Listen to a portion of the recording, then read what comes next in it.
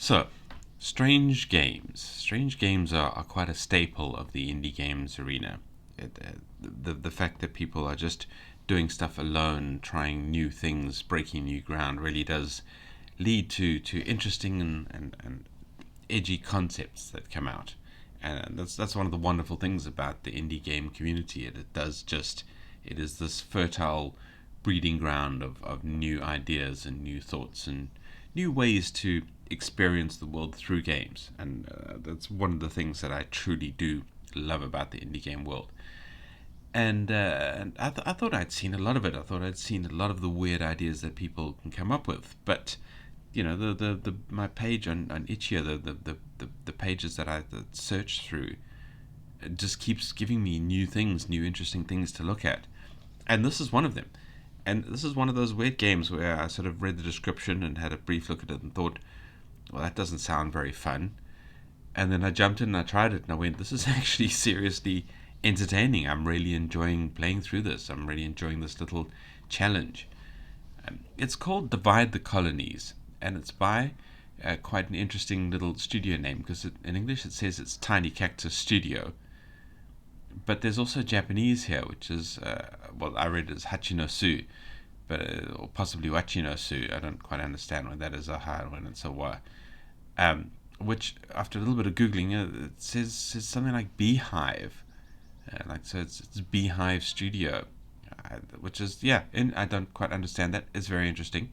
I like the sound of it, but anyway, this is the game, and it's a weird game where you are part of the sort of administrative infrastructure of an empire, on sort of the map making side of things, and your job is to draw a border over newly, I guess, conquered or conquested territories.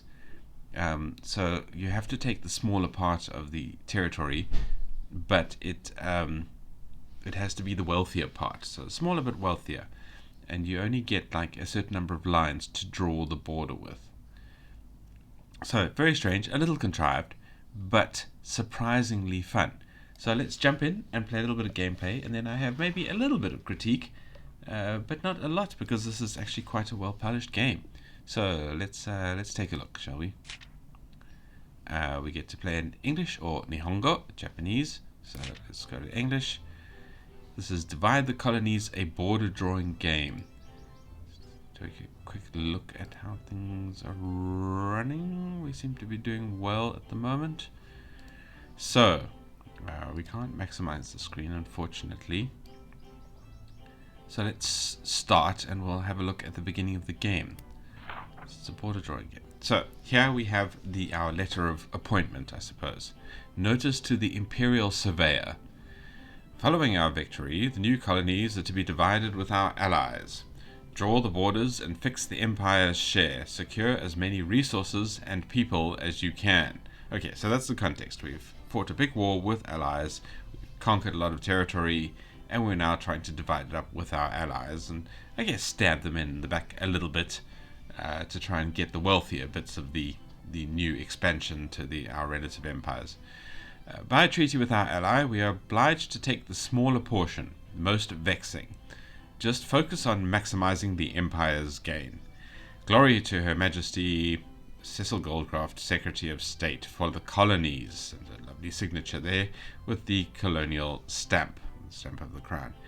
And yeah, this is a very interesting perspective and interpretation on empire building. I think a little too close to accuracy for for people to be entirely comfortable with, and I love every moment of this.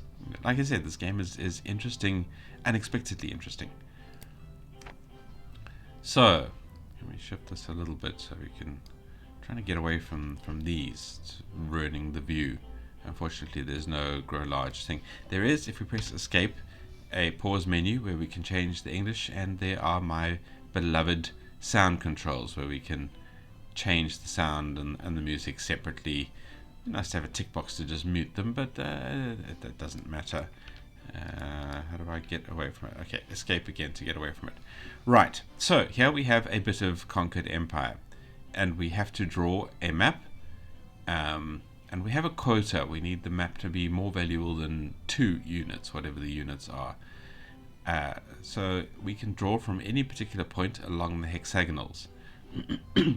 So let's see.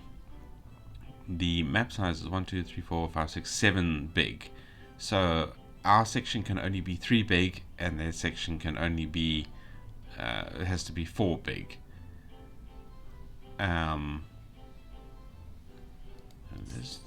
There's no way to see a size. So that's +2. And how big is this? That's +3. Okay, 3 coinage. That's also 3. And that's 2. So yeah, so this and this is about the same value. I like the idea of trees. 1, 2, 3, 4, 5. So if we use all of our lines, we can get this bit, and we get an 8 out of 2, and we have run out of lines. Sort of drawing the board. I suppose that's representative of like building border fences and all that kind of stuff. So we only get 5 lines to draw with.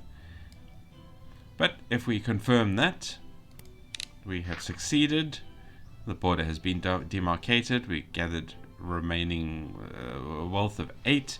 We don't have any remaining lines. I don't know if we get any kind of bonus for lines remaining, but we have a total wealth of 8. So I would call that a success. Our expected wealth was 2, we got 8. We are the heroes of the empire. And our quota has now been increased, so it has gone up to 5 rather than 2. But we have a slightly larger bit of land. 1, 2, 3, 4, 5. Okay, so it's 7 again. We can divide it up again. And now we have the element where there is a river running through it, or I assume running from this way down to the sea. And rivers don't cost lines to draw on. So I mean, if we drew along the river, we would use 0 lines. The river's just easily bordered. But I don't think we want that side of things. We want this side of things, because this is a good +3. This is also a +3. So what about empty ground? That's just a +1. So if it's got foliage in it, it's a +2. So we definitely want ground with life in it. So if we drew along here, I think we would get the best that we could get.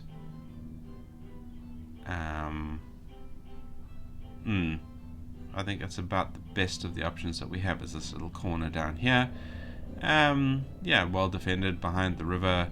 They get a bit of a river in their property. Yeah, 7 out of 5, not bad. I mean, we've met the quota. I don't think there's a better way to do that. I mean, these are all +2s, so sort of reshaping it wouldn't make much of a difference. We want to stick to it. We've got 4 lines left, so this will be quite a cheap little corner of the realm to guard, I guess. So let's confirm that. Oh, okay, so we do gain wealth if we use less lines. That's interesting. Alright, so I think they must probably be quite happy with us for that one.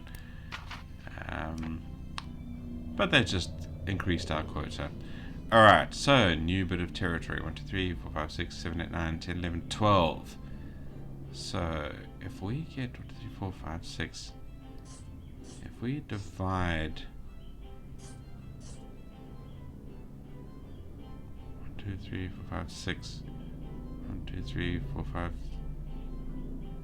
Okay, so no, there's 13. I am miscounting.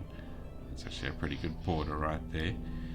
But let's see. 1, 2, 3, 4, 5, 6, 7, 8, 9, 10, 11, 12, 13. Okay, so there's 13. So yeah, so we only can pick up 6.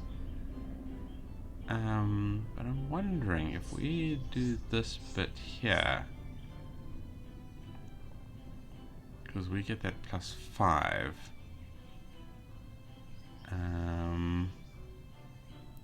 3, 4, 5, 6. Or more interestingly, if we do this here,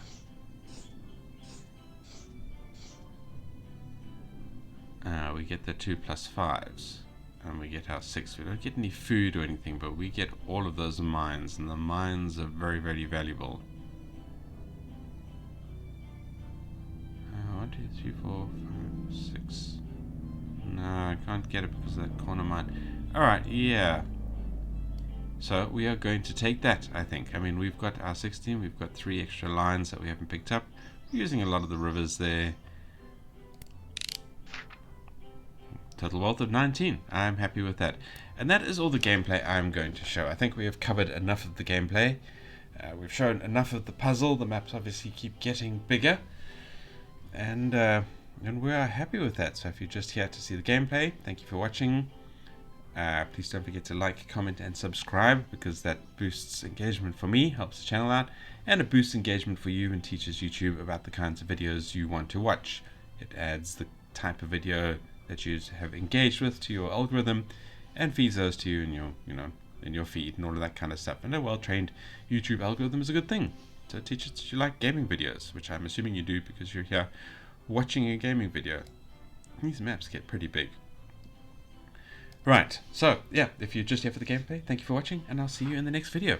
If, however, you are interested in the critique, being either just curious about game design thoughts and opinions, or an indie game developer looking for things, it's not actually a hell of a lot I can say about this.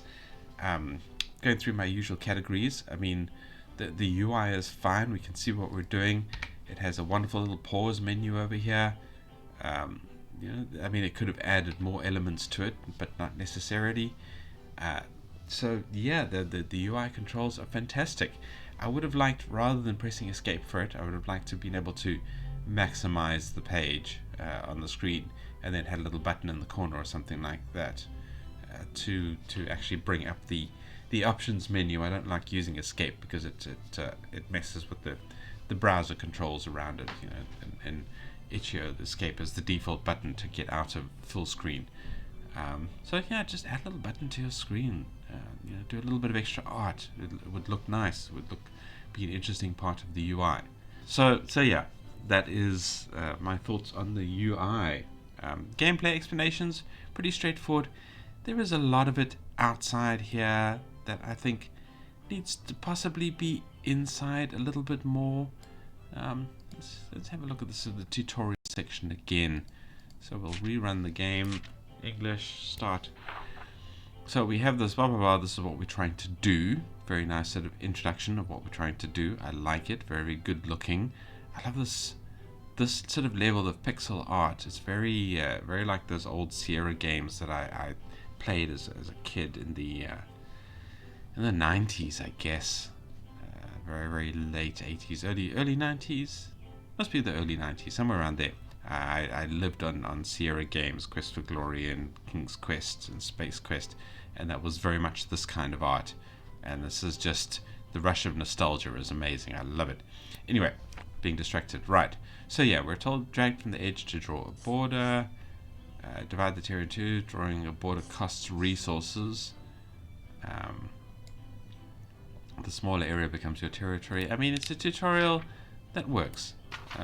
Is that all the tutorial we get? Meet the quota to succeed. I bet the quota to succeed. Just want to see how much of it is a tutorial. Drawing along rivers costs nothing, so this one's still a tutorial. And that's it. So okay, so three levels, some basic tutorials. It does seem to be blended into the background a little bit. I don't know if it would stand out enough for a new player to, especially one who doesn't like reading maybe that much, to pick it up. But and I don't know. I'm nitpicking now. It's a perfectly fine tutorial. It's a perfectly fine bit of gameplay there. In introduction to the game, I mean, and the UI full marks. The sound is nice. I mean, this music's a little bit relentless. I do like the little whisper of drawing the map.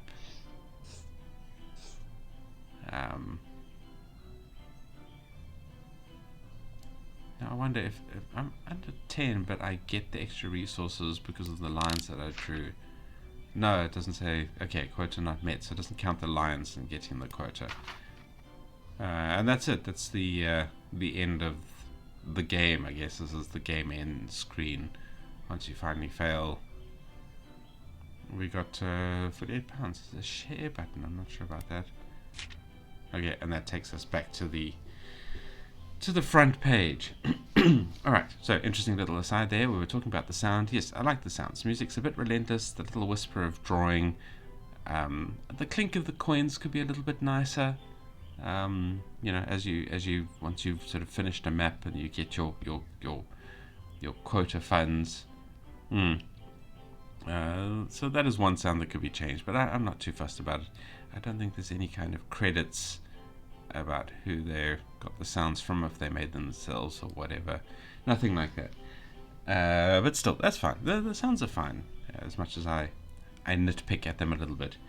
Can we talk about the art? The art is absolutely gorgeous. I did talk about it a little bit, just saying how much nostalgia this brings back to me.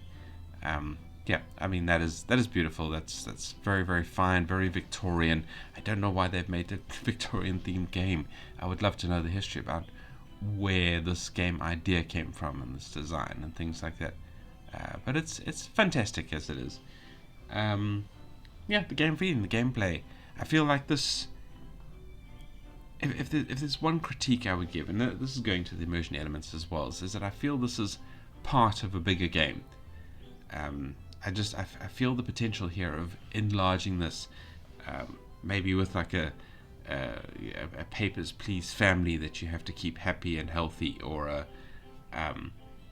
some kind of plot line of conquering and all of that kind of thing as you help the empire grow from a small kingdom into a mighty empire. I don't know, some kind of meta plot feels like it should be here. As this is a very fun game. I like it a lot in its current state, but it does feel like it needs a bigger storyline around it. And I would really love to see it grow to that size. Just go, here is the empire managing game, or the empire constructing game, something like along those lines. Yeah, obviously that's a huge undertaking, and I'm not saying this game is any the less for not being that size, but that's the vibe I get. It's the feeling I get. I feel like this is just a little corner of a much larger game. It would be interesting to see something tucked away like this in the corner of a game like Skyrim or something, where you could go and help the Jarls by dividing recently conquered territories for them as you defeat the attacking forces in the civil war. Maybe dividing away the wealthy territories from the high elves or something, if you play on the sort of the empire side. Yeah, there was interesting thoughts roll into my head there. I love Skyrim. I played an awful lot of it. So yeah, thinking those thoughts does inspire me quite a bit. But that's my feelings about this game. It needs to be bigger. There needs to be more layers to it, more storyline, an element. I quite like the idea of the sort of the Papers, Please style element, where you have a family that you're trying to keep fed and warm and healthy and educated and all of that. So I think that might be a suggestion for the next layer to add to this, if the devs are in fact looking for a layer to add at all, which they obviously don't need to be. But that's it from me. That's everything I've got to say about the game. I hope you like it. The link will be in the description. Come and play it. Come and give the devs some love. And I will see you in the next video. Goodbye.